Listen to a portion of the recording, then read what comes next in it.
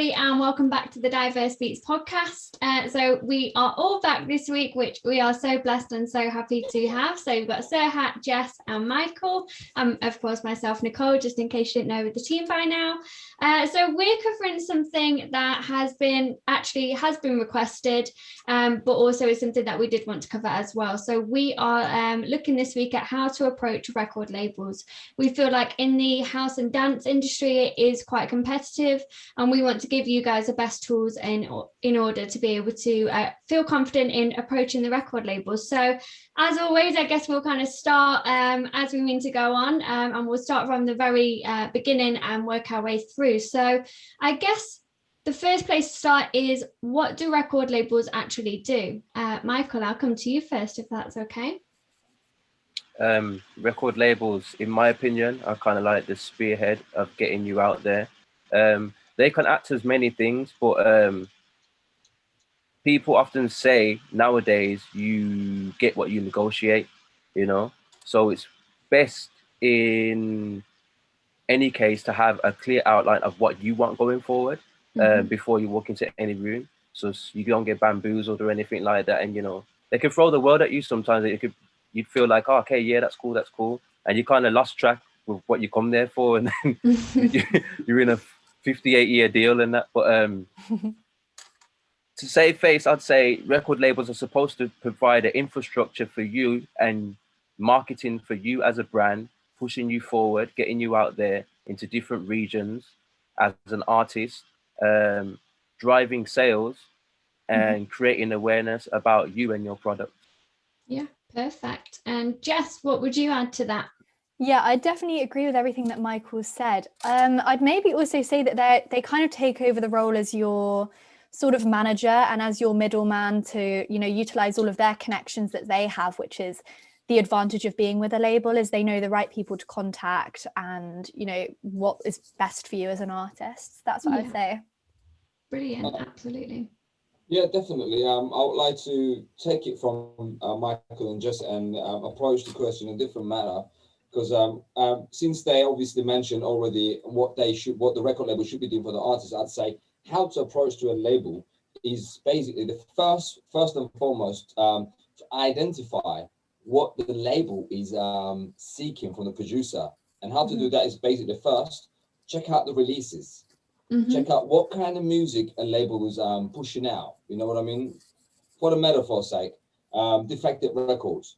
If you want to be on Defective Records, you have to go and check out their back catalogs on Beatport or whatever, and then just check out what kind of music are they pushing out, and then check out your music, have a small comparison to see if your music is sounding like Defective Records releases. If they don't, then there's some adjustments that you need to do, just to be able to get your quality of the sound and the way your production, where your composition is to their level. So when you send in a demo submission to Defected, then, you know, you are at least sounding like what they're seeking from the producer.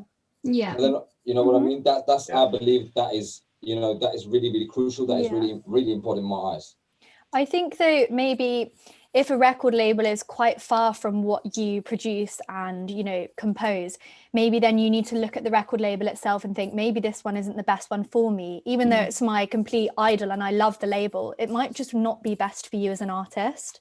So I think you definitely need to do your research and see which label fits you best, see which music comes out of it, like Serhat said, and see if it goes in the direction that you want to as an artist. Definitely. What about you, Nicole? What do you say?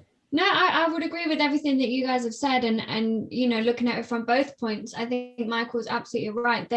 By signing to a label, there should be some beneficial attributes to that. So, you know, you can do everything independently, but they should be able to have those contacts to help push you to get your career and your goals achievable and more realistic. And so, you know, they should cover the kind of the management, the marketing. Of course, it depends on which deal you make with them. So you can have a 360 deal where they do everything, and then you can kind of have another deal where you have some rights and they have some rights. And you have to always make sure that royalties, if they're going to be taking royalties, that is fair, because a lot of them are kind of 80-20.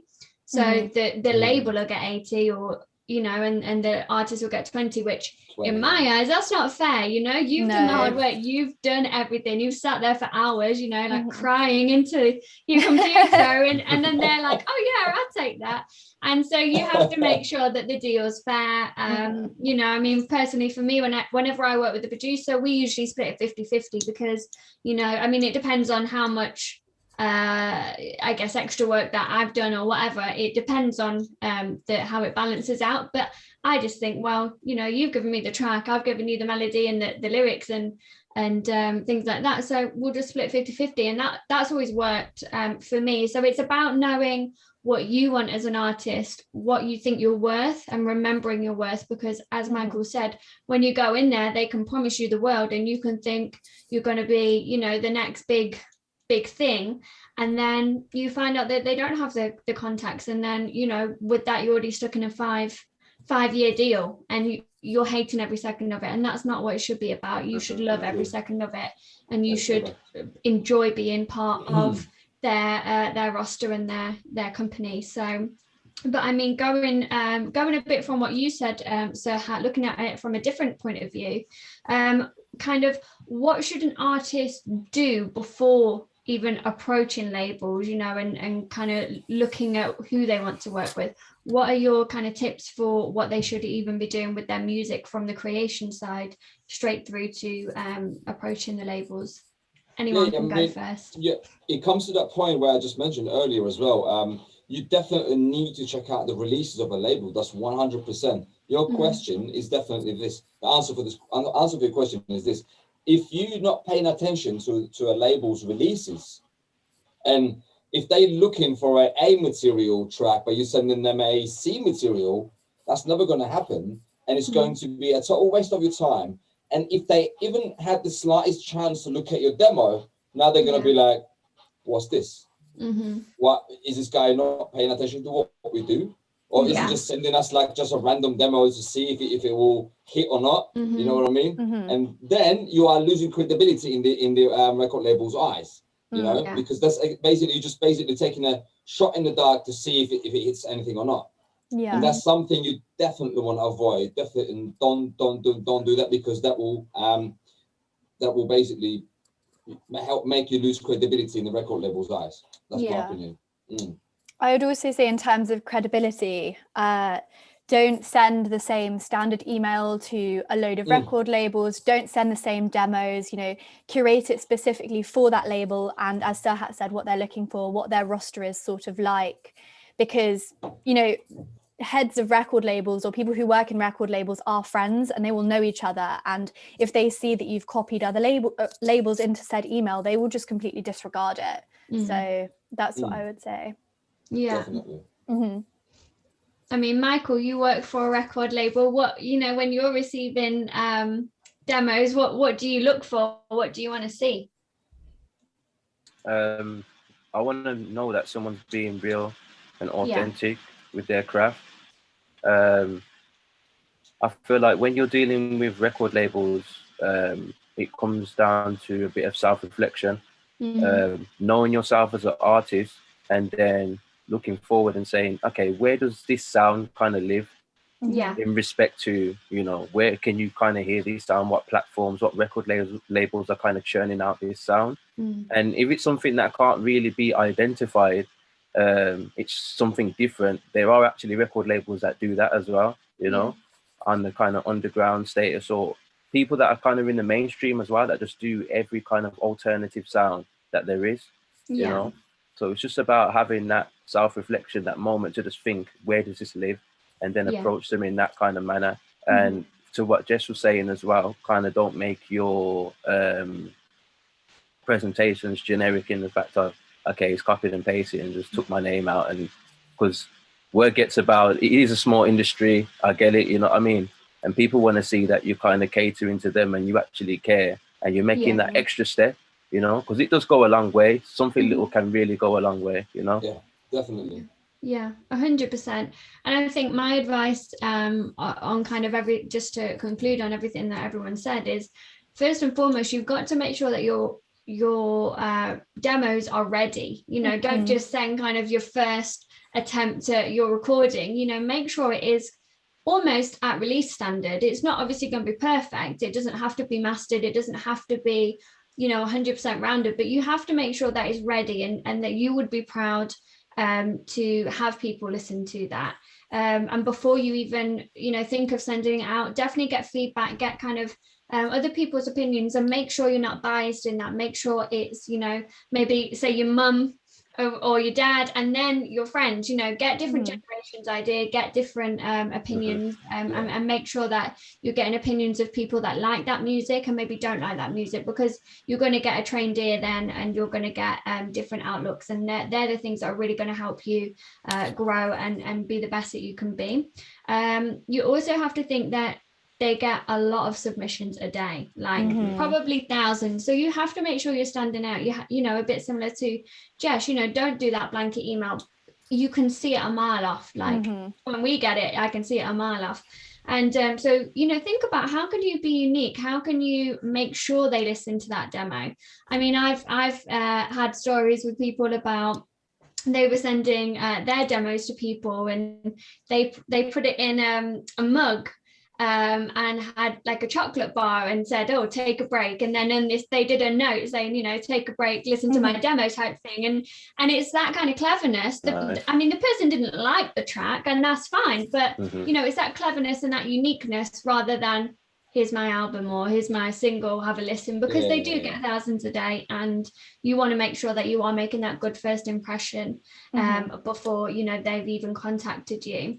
And as we've said, make sure they're right for you. You don't want to work with anyone that isn't right for you, and maybe that isn't doesn't have your best intentions at heart. It's like when you're looking for a manager, or you're looking for a radio company, anyone around you in your team, you have to make sure that is there for the benefits of you. Of course, they're going to, have their own job to do, and it's going to benefit them in some way, but you have to make sure that they believe in you and your journey, and don't rely on emails. Maybe if it's a record label that's in your area, ring them up, say, "Oh, I want to know who the A&R is, I want to book a meeting with them." Don't just turn up, because they're very busy people and they might think it's a bit rude, but just ring them up and say, "Look, I've got Friday free at this time. I want to have a meeting with A&Rs and show them my track." And 9 times out of 10, people will respond really well to that, and they're there to help you. And I think we forget that. We always think as musicians that we have to prove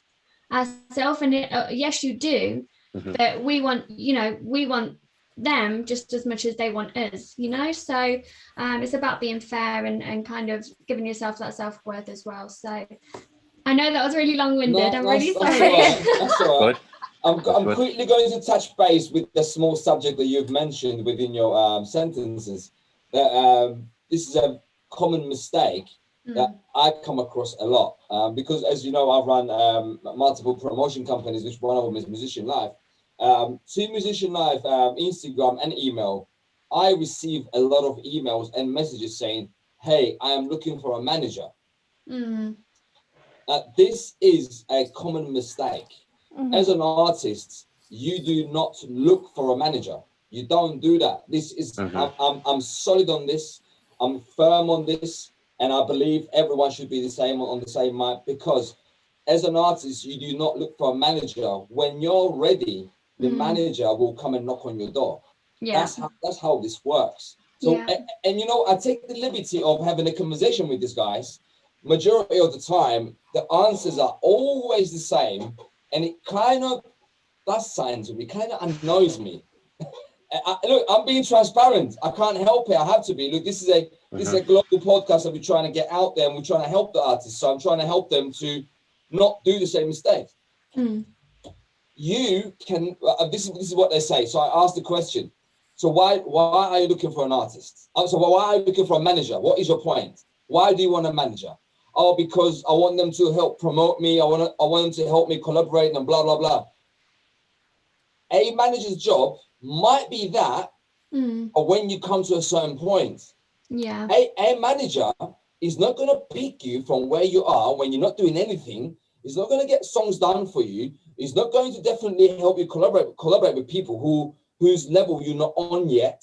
And at the same time, he's not going to go and get you shows, get you DJing gigs, or get you festivals and blah, blah, blah, when you're not building, when you don't have foundation in your hands. Yeah. So please and please stop looking for a manager when you don't have anything in your hand that you can leverage from. Yeah. That's it.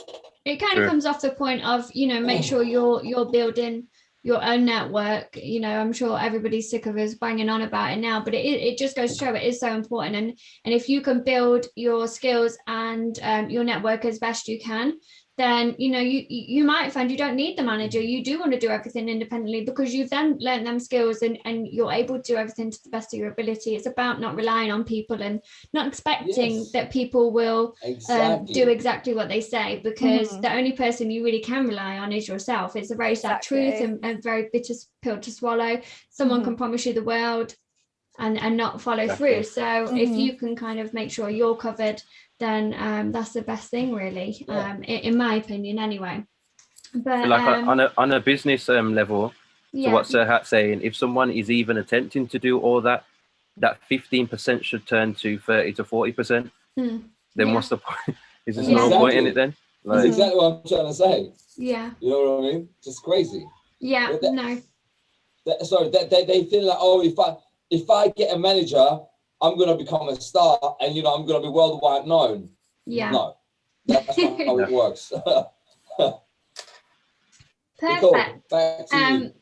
So kind of similar on that note, I guess, kind of once the artist has got the attention of record labels, you know, they're interested, they've maybe listened to the track.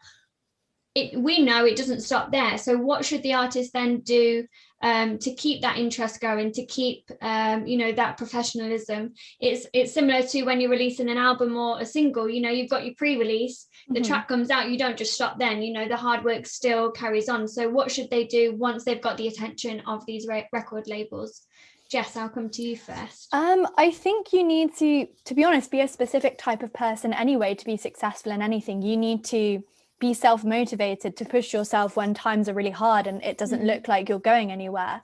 Because as you said, the only person you can rely on is yourself. And I think you need to be professional in the sense that, yeah, okay, you've got this one release with this label, but if you want them to continue working with you, if you want to get bigger, you need to always be propelling yourself forward. You know, say to him or say to them, whoever it is, I've got, you know, this track that I'm working on at the moment. I'm thinking on maybe coming out with an album in the next 6 to 8 months. What could you offer me? And always just keep thinking, you know, they are there to help you, but they are not the be all and end all. So that's what I would say. Definitely. Yeah. Definitely. Michael, what about you? I think there's a saying that you're only as good as your last hit. So you should always have something lined up strategically that's ready to go. I.e., if you've got a big single, make sure that big single is followed by another big single or a project, you know, because people, like, once you've got the attention of people, you only get a first time to get one time to make your first introduction. So you want to do it right, you know. If they're now looking at you based on a single, they're going to want to look more in depth on you, and that probably could come with a project where you've got like a more of a layout, you know. So preparation is key, basically. Yeah, definitely. I think that's why as well, maybe you shouldn't approach a label until you are a more established artist, until you know about the scene yourself, until you've written a few tracks that are like to a high level, so that you've got stuff in the works. And that, Definitely. I mean, look, as I mentioned earlier as well, the name Defected, I'm happy to, you know, just be straight and transparent with you guys. I approached Defected so many times. I got rejected every time. I'm not ashamed. It's fine. But it happens. Yeah, you know what I mean? But the thing is, I had a stack of songs ready and I just kept on hitting them, hit after hit after hit after hit. I was like, reject, reject, reject, hit, reject, reject, reject. But guess what? I got that attention and now they're telling me this one is cool, but not what we're looking for. Keep on sending us keep on sending us more demos. You know what I mean? And that's what Michael said earlier. So Michael said, you know, you gotta have some stuff ready so you can actually keep on sending. Isn't that correct, Michael? Yeah, 100%. So that's exactly what I did. And actually, Michael is correct. It is definitely what one artist should do. You know, you need to have like an arsenal of songs. ready, built, all on the same quality, all on the same level, and all should be on the same level as, you know, the label is, you know, looking for. Yeah. If they're not, you will get rejected like I did. Maybe maybe even like slightly different genres as well, and stylistic viewpoints, so that they can see that you are what's the word, like you have a variety of versatile. Yeah. And I think also don't be scared if you do get rejected, because I mean, it happens to everybody. We all get rejected, you know, whether that's in personal life or you know, work life. And it doesn't mean that you're the worst or you're not talented. It just means at that moment it's not what they were looking for, and that's absolutely fine. And I think kind of carrying on from that, it's for me, I think once you've got that attention, it's the consistency. It's kind of you know, messaging them for a call, or you know, messaging them saying, oh, thank you very much for getting back to me, you know, even if it's just them replying saying, you know, oh no, it's not what we're looking for right now. Keep that network and keep that relationship building, because you don't know when is going to be a right time for you. You don't know, you know, you could drop a track in June and it could be exactly what they were looking for. They've been looking for it for months, and here you are, you've built that relationship, you're on good terms with them, and your track signed, you know. So stay consistent, and just kind of don't be disheartened by it. Don't think, oh well, I'm better than them anyway, you know. It's, you know, of course you're going to have a bit of an ego, and it's going to hurt it a little bit, and you'll be like, oh god, I'm rubbish. But you're not. And it's just, you know, it's like radio. If at that time it might not be right for them, but it might not be right for you as well. You know, they might approach you and you might say, oh no, not what I'm looking for at the minute, not ready to sign to a label. And kind of treat it that way, you know. If you're not ready for something, you can't expect someone else to be ready for something when you are, you know. Exactly. I feel like feedback is like gold as well. So just the fact that, you know, you send them all them stuff, Serhat, and then they eventually got back to you and were giving you feedback on what they do want and what they don't want, that helps you know and structure your thing, like, okay, cool, now I'm just gonna go even more harder, but I know exactly what I'm aiming for in respect to getting on a label, you know. It's like if you spend like 5 minutes around a record label exec and you're just an artist, but you get 5 minutes of his time, like that's can carry you a long way to go in your future and to how you want to shape your career, what to go for, how to go about things, rather than just aiming and shooting with no response. So I would look at that like a win, to be honest. Definitely, bro. Definitely, it is a win, because now I got their attention, and now if I send an email tomorrow, even if it's a 2 weeks down the line, I know I'm going to get a response back because I put it to a test, and I have. So there we go. There we go. And equally, you know, you don't know who a record label, whoever it is that, you know, the artist is approaching or who you're approaching, you don't know who they know, because you know, your track might not be right for them, but it might be right for their friend, you know, who's looking for a new track. So it is all about kind of that communication and that persistence, and just believing in yourself. Just because at the time you know, someone didn't believe in you or that particular track, it doesn't mean that it's never going to happen. So perfect. Also, one last thing, sorry, but also moving on from what you said earlier, because I have a relevant information I can actually provide, which is you might not, the song that you're submitting to that label might not be suitable for that label, but most of the labels right now, they have sub labels. So your song might not be suitable for the main label. However, it could be suitable for one of their sub labels.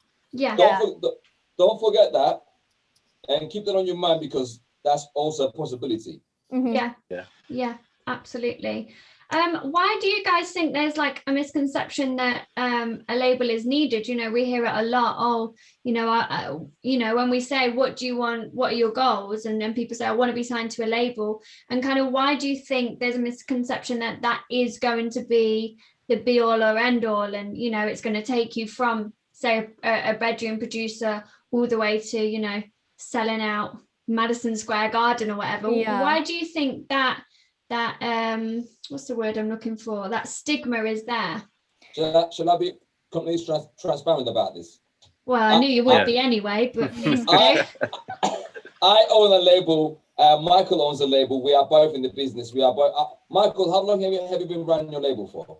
Since June. Yeah, I've been running mine for like almost 4 years now. Been in it deep in it, over the surface as well, done everything with it. I'm still trying to grow it. It is growing, luckily. But I have to be honest, needing a label is a myth. Yeah. No artist on planet Earth needs a label. I run a label. My label is doing well, but I'm telling you, you don't need me. I look, this is the truth. This is the truth. True. You as an artist don't need a label. At this day and age, no artist needs a label. You don't need it. You have everything at your on your fingertips. You can be your very own label. There are a ton of companies who does help you to do self-releases. I can give you some names. This is not an advertisement, but CD Baby, blah blah blah blah blah blah. You can go and make a self-release. You can actually gain your own, gather your own emailing list, gather your emails, do your own email outs, and do your own Instagram posts or Facebook. Run paid advertisements. No artist needs label. End of the story. That's my opinion. I think it depends on the genre as well. I think the stigma comes from the fact that most general consumers of music, their main appeal to music is, the pop industry, pop music, and that's all a lot of people really ever go into music, unless you're really, really into the scene yourself. And then obviously for that genre, I think you definitely do need a label to be a bit controversial. Do need to be with Universal, Sony, one of those, because they control and own all of the distribution. They control and own all of that sort of stuff. So I think it depends on what level of artist you want to be and what genre you want to be in. If it's not pop, then independent labels all the way. But if you want to be on the level of Ariana Grande, Taylor Swift, you need to be with one of those top three, because they dominate the whole market and they own everything, unfortunately. Yeah, I respect your idea and your thoughts on that. However, I've seen a lot of artists who regret to be on those labels. Oh yeah, I don't think they're the best. I think they destroy creativity, and I think they are, some of the sole issues with the music industry itself. But unfortunately, capitalist society, exactly, all that sort of stuff. But even Michael mentioned it earlier about the contracts that you would be signing. You have to be really careful with the, they give you an advance about, here is $1 million. Yeah. And you're like, they give them Universal Records is giving me $1 million. I'm rich now. I've made it. And what's going to happen? But guess what? They take every single penny of that $1 million from you immediately. By the end of your first year of your contract, you see a bill, recording, flights, food, blah blah blah blah blah blah, and it's all coming out from that $1 million. And by the way, that $1 million includes all the recording facility fees, all the people that you collaborate with. You have to pay them as well. Label doesn't pay anything. Exactly. You know what I mean? That's what I'm trying to say. That's where you need to be careful on, copyrights. And I mean, even for the standard, people probably wouldn't realize, but for a standard YouTube video, that's going to cost 3 or 4 million for a well-produced YouTube video in that specific scene. So, that's why I think you need the bigger labels in that sort of sense. Yeah. Michael, what about you? I honestly think I agree with Serhat as well as Jess, because the only reason why I agree, I can find reference into what Jess is saying, is because I feel like when you get yourself to a position where the labels are kind of knocking at your door, I mean, you can walk in there and kind of dictate, and you've got some kind of leverage. So you're actually not an artist, you're a partner at that level, which is kind of what Nipsey Hussle and a lot of big people do. Like, you're not gonna you don't sign a person like Jay-Z, like you partner with him in it, and that's the kind of level that you want to get on to before you even entertain anything like that. To what Serhat was saying, you don't need the structure of a label, because all the resources are there and ready in your hand. Like, going back 20 years ago or so, we didn't have any of this. Now it's here for us to just take advantage of it. We didn't have nothing. We've got distribution. We've got people that will diverse beats. We'll do your promo for you. You know what I mean? Loads of different things, but people need to be taking advantage of and taking the time to educate themselves so we can better themselves. It's not just so you can be smarter than anyone else. It's for the benefit of you and your career. That's why I don't feel like the structure of a label is not really needed. unless you're going and walking in as to partner up, you know. Yeah. And then you can actually make more of an impact on the culture or the genre that you kind of present yourself for, because you can add to that now by bringing more people through, more producers, more artists, putting on shows and things like that. Now you've got the partner, the bigger the mountain behind you to kind of put that on and not even worry, because it's going to be seen as a professional move. Everything you do is going to look like prim and proper, you know. That you're not working for like for pence really. It's a big thing. So I agree on both sides. I think everyone's point is really interesting. You've actually given me, you know, some things that I've not really thought of, obviously being an artist myself, you know. I think you do automatically are drawn to labels, and you are automatically, I mean, for me personally, I do everything independently, but you know, you do kind of think, oh, well, if I do this, I might, you know, Sony or Warner might want me, you know. And I think it's very interesting to know and hear why people would want to go on a label. And I think it's all very kind of dependent on what your goals are. If you want to, you know, as Jess said, if you do want to be the next Ariana Grande, they might help. Yeah, they probably are going to have those contacts that you don't have. But if you have been an independent artist and you have been building those contacts throughout your whole career up till, you know, now, until the record labels are approaching you, as Michael said, you can kind of, you have a bit more ball to play with, because you know, they'll kind of have their contacts and they'll say, oh, well, we can promise you this, probably thinking, oh, well, they don't have them contacts. Whereas when you back them and you say, oh, actually, I've already had that play on Radio 1, or I've already been in #1 in the UK charts or whatever, they're like, oh God, you know. And I think it's about you have to think about what they can do for you rather than what you can do for them. Because you can make those contacts, you can make those relationships with people and do your own promo as well. It's not difficult, you know.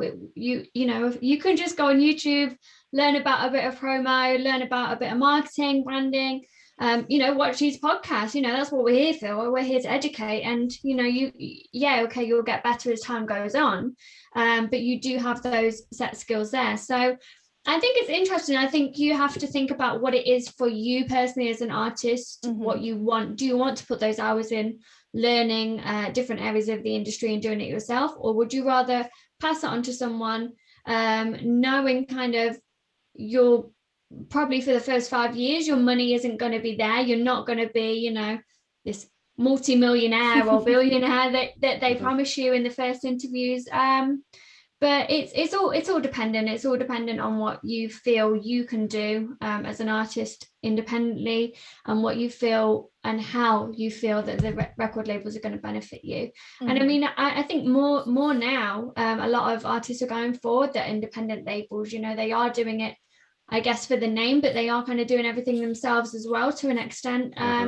So it's all about what you want as an artist and what you want to pursue in your career. Perfect. I feel like with the sorry to cut you off. I feel like what you're saying about the stigma of people wanting to sign up to a label is because of what the traditional labels have been known to do, i.e. Ariana Grande's and Nicki Minaj's and things like that, how they blow them up and how they're on billboards, they're in every advertisement because of that.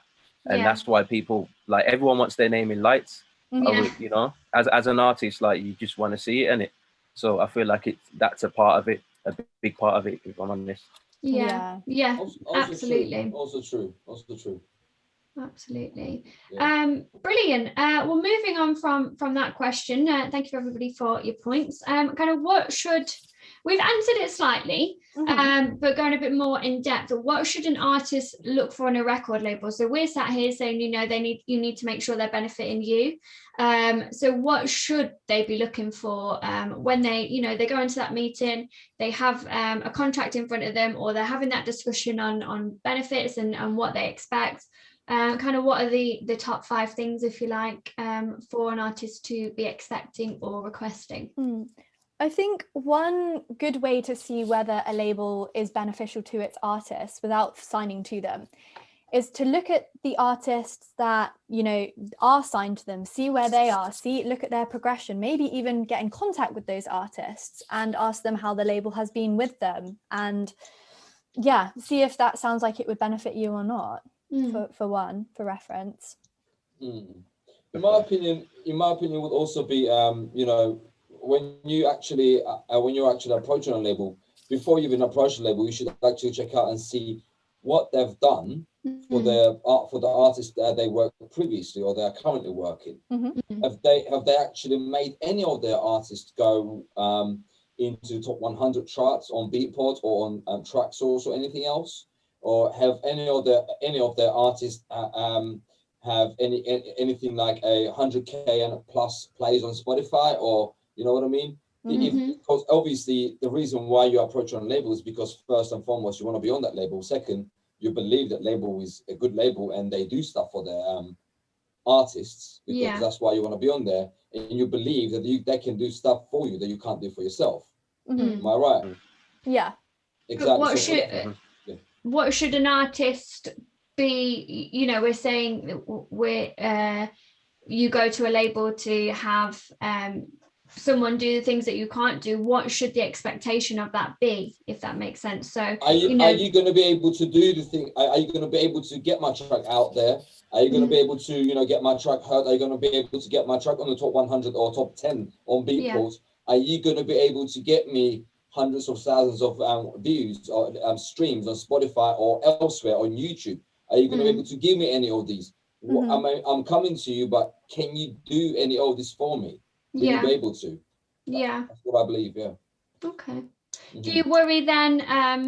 I'm not attacking your answer. I'm just picking it out. It's fine. Do you think maybe then there would be that worry of, you know, the record label promising it and then using, you know, because they've used numerical data to kind of say, I'll sign with you if you can guarantee this. Would there be that worry of bots then? And how would you go about kind of avoiding that when you're trying to sign those deals? Yeah, I think that's very true as well. But I think also you need to make sure the record label is honest with you and not trying to sell you short with all this complicated jargon that you don't understand. So you need to be educated in the field yourself, and that only comes from experience and contacts, so that you make sure you're not getting taken advantage of. And I think also you need to be honest with yourself and think, am I good enough? Is the music that I produce good enough to be worthy of that amount of plays? Because yes, the record label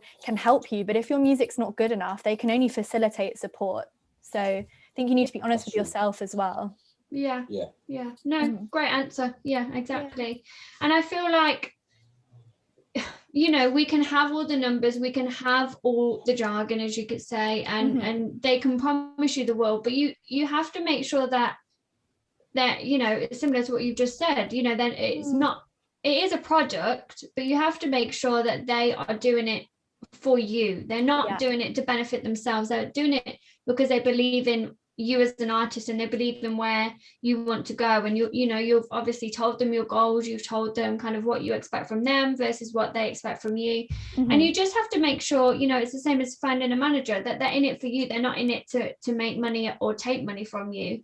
So that would kind of be, I guess, my advice in what to look for in a record label, and make sure, you know, as you guys have rightly said, that they can pull through on what they're promising you, because it's very easy to talk the talk and say we can do that, but if they're not showing you kind of case studies, or they're not showing you actual examples of how well an artist has done, then how do you know that's really believable? Also true. Definitely. Michael, what about you? I think that on both parts, it's one of them ones you have to be you have to know yourself, and you know, believe in yourself, and you know, think, is my music kind of good enough? Am I kind of good enough? Am I willing to go this, you know, distance with my music and my career? This if this is really what I want.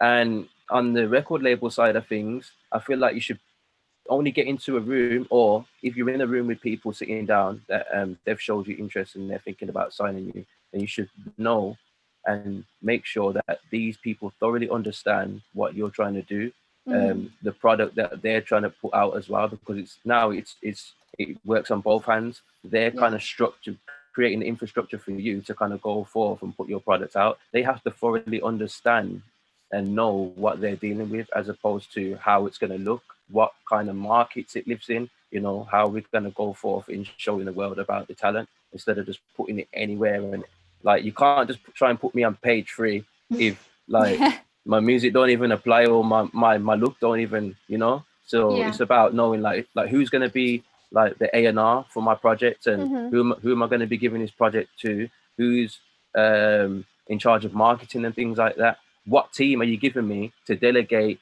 all these tasks to, and you know, who's going to be the points of contact that I'm going to be dealing with, and getting to know them first and foremost, and what they know about you is very important going forward, because then you kind of sign with confidence. Also knowing about the clauses in contracts and the bonuses. So if you go and exceed your expectations and theirs, are you going to be rewarded for it, or are you just going to be sitting there like, oh yeah, this is what I do after the first bat, like, you know? You want to know, that's like, a it's really interesting on both ends. It's kind of like, you know, we know what we want to do going forward.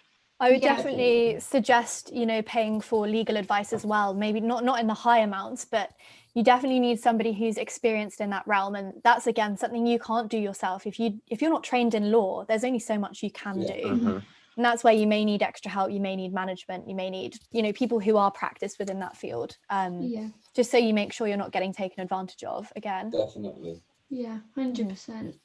I had a question. I can't remember what it was. Come on now. It was coming up from Michael's point, and sorry. No, Jess, it's fine. I had something, and I was like, "This is a good question," and now it's gone. But I'll move on to the other question. It might come back to me. You never forget your questions when it comes to my answers. I've got you. I'm joking. Let's go. So I guess in a way, at the very start of the podcast, Michael did touch on it slightly. Do you think that artists should only be looking at genre-specific labels? Do you think it's important, or do you think, you know, they can go to different labels with different tracks, or should it be like an exclusive partnership? What do you think? I suppose. You go. You sure? Yeah. I feel like it depends. Okay, if you're leading with a single that's a I'm a piano single, which is like South African house, then you're gonna go to somewhere. Probably even Defected could deal with something like that, because it lives in them kind of realms. Do you know what I mean? So that would be like playing to your strengths in that respect. But if you've got something that's kind of like on the drilly kind of side, and you would kind of go to your Def Jam 202s or whatever the new one's called, or the man in London that just housing and dealing with that. Like, you've got to play to your strengths in it, and then it kind of trickles down, and then like whoever's got like left at the end, you kind of divide it up like cake, really. Oh, I love cake. You wanted it. I wasn't gonna do this, but you just said you love cake. Oh. What are they? It's like dumpling like that. Nutella donuts. Ooh. Wow. Yummy. Oh my God. I've had 2 and I'm full of energy right now. You're in a huge sugar rush. Oh gosh. Oh man. Oh, they do look good, to be fair. They're not like a Tesco donut, are they? They look like a proper donut. Yeah. They're the king of donuts. These are handmade, specially handmade. Not for me, but there's a little cafe around the corner to my house. And actually, people who are making is out of our subject. I don't know why, but anyway, they are from England. Yeah, exactly. And they're doing these. And I'm like, yes, I feel like I'm in England every weekend. Yeah, fair play. Just with better weather. Except today's Wednesday. Yeah. All right. Brilliant. I remember my question. Oh. Now I don't feel like it was that good, but I'll ask it anyway. Order with a donut. Exactly. Cool. So the question was, we've all touched on it throughout the podcast. We've all mentioned making sure your music and you are good enough.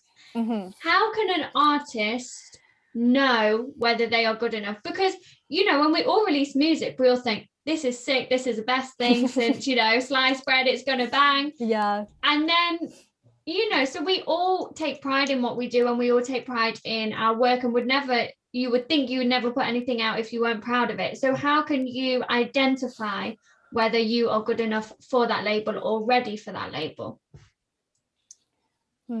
I'd again say reference similar artists, see what labels they're with, see what quality their music is, see if you've got similar fan bases or listeners, or you do similar shows, see if you've got the same interest. And also in terms of track quality, I would suggest maybe finding people who are educated in the music realm, who have, you know, training within music to advise you on whether something is good or not. Because you wouldn't know yourself if you're not, again, educated in that realm. Yeah, that's what I would say. Cool. Donut man. Donut man. Well, here I am. There are actually some plugins. The VST plugins came out. They do ABs. So how that works is not just ABs, but at the same time, you basically place a track on the top part and then place your track at the bottom. But it allows you to sort of A-B. So you listen to the top and then you listen to the bottom track, your track, to see if there's any differences between the mix and mastering. So first and foremost, that's one thing you should definitely pay attention to, because if your track is not sounding on the same level as this label's release, it's a no straight away. Exactly. You know what I mean? Yeah. Once you go past that stage, you can then start comparing the construction, the composition of your track. You know, how many bars in the intro, how many bars on the chorus, and then bridge, and then, you know, breakdown and blah, blah, blah. All of these are very important compartments that the donut man would contribute towards a question. Perfectly done. Yeah, I think that's the thing as well with like the advancement of technology. A lot of bigger labels are now using automation to scan through tracks quicker, because as we've said, they get thousands of submissions a day. So, you know, you've kind of got to think, is my track going to be well received by said technology who's not even a person? Which will be down to stuff like how the track is coded, how it's mastered, and what audio level it is at, as Serhat said. So yeah, definitely. Really interesting. Michael, what about you? What are your outlook on it? Just be open to a lot of constructive criticism going forward. You know, you can probably go back in the studio, make little adjustments here and there, just based off that, and then going forward, you will feel a whole lot better about yourself. You know, because the criticism is going to come anyway when you're putting it out, and you know, when it meets people's when it gets people's attention. So best first and foremost, you know, just be confident about it before you even let it go out into the world, really. Definitely. And I think it's always kind of learning from every single and growing with every single. I mean, if I think back to my first one, oh God, it's embarrassing to say, I recorded it with an SM58, I think it was. That's not even a recording studio mic. Like, that is like a live performance mic. And I was like, yeah, this is good, you know. And funnily enough, people love the track. They, you know, it's everyone always says, oh, it's one of my favorites and stuff. And I think it's probably because it's a bit more upbeat, not sad.